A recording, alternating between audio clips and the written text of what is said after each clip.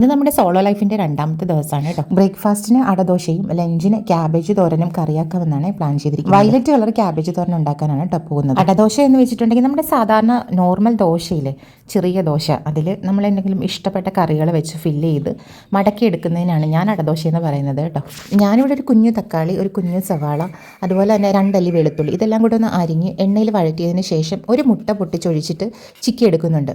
ഒരു ഇച്ചിരി മഞ്ഞൾപ്പൊടിയും ഒരു ഇച്ചിരി മുളക് പൊടിയും ആവശ്യത്തിന് ഉപ്പ് മാത്രമാണ് ചേർത്ത് കൊടുത്തത്. ഈ ഒരു ഡ്രൈ ആയിട്ടുള്ള കറി നമ്മുടെ ദോശയിൽ ഒരു ഭാഗത്ത് വെച്ചിട്ട് മറുഭാഗം നല്ല മടക്കി എടുക്കുന്നതിനെയാണ് കേട്ടോ അടദോശ എന്ന് പറയുന്നത്. ഇത് എൻ്റെ മാത്രം ഒരു സ്റ്റൈലിലുള്ള ഒരു അടദോശയാണ് കേട്ടോ. നിങ്ങളൊന്ന് ട്രൈ ചെയ്ത് നോക്കി. ഇതുപോലെ സമയമില്ലാത്തപ്പോഴും നമ്മൾ ഒറ്റയ്ക്കായിരിക്കുമ്പോഴൊക്കെ തട്ടിക്കൂട്ടി എന്നാൽ നല്ല ടേസ്റ്റിന് കുറവില്ലാതെ കഴിക്കാൻ പറ്റുന്ന ഒരു അടിപൊളി ഡിഷ്. മാക്സിമം പോയാലൊരു 4 ദോശയ്ക്കുള്ള ഫില്ലിംഗ് ആണ് കേട്ടോ നമ്മൾ ഉണ്ടാക്കിയിരിക്കുന്നത്. മുട്ടയ്ക്ക് പകരം നമുക്ക് ചിക്കനോ ബീഫോ അല്ലെങ്കിൽ എന്തെങ്കിലും കിഴങ്ങ് വർഗ്ഗങ്ങളോ അതുപോലെ തന്നെ മഷ്റൂമോ സോയാബീനോ അങ്ങനെ എന്തെങ്കിലുമൊക്കെ ഉപയോഗിക്കാം. റെസ്റ്റോറൻറ്റിലും ഹോട്ടൽസിലും ഒക്കെ കിട്ടുന്ന പോലത്തെ വലിയ സൈസിലും വേണമെങ്കിൽ ദോശ ചെയ്തിട്ട് ഇതുപോലെ ഫില്ല് ചെയ്തെടുക്കാൻ പറ്റും. ഈ ഫില്ലിങ് തയ്യാറാക്കുമ്പോൾ നമുക്ക് ഇഷ്ടമുള്ള മസാലകളൊക്കെ ചേർത്ത് കൊടുക്കാം കേട്ടോ.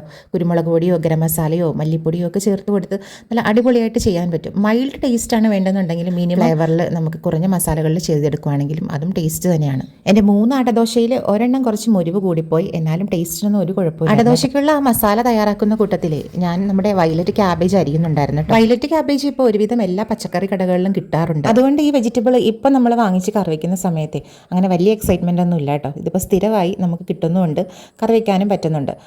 ടേസ്റ്റ് വൈസിൽ നോക്കുവാണെങ്കിൽ കറി വെച്ച് കഴിയുമ്പോൾ നമുക്കിത് ക്യാബേജ് ആണെന്ന് എനിക്ക് പേഴ്സണലി തോന്നിയിട്ടില്ല.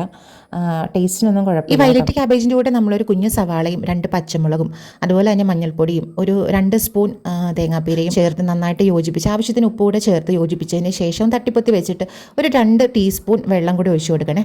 എന്നിട്ടൊന്ന് മൂടി വെച്ച് വേവിച്ചാൽ മതി. ആദ്യത്തെ ആ മൂടി തുറക്കുമ്പോൾ തന്നെ ഇത് നന്നായിട്ട് കുക്കായിട്ടുണ്ട്. ബ്രേക്ക്ഫാസ്റ്റ് റെഡിയായി, ലഞ്ചും റെഡിയായി.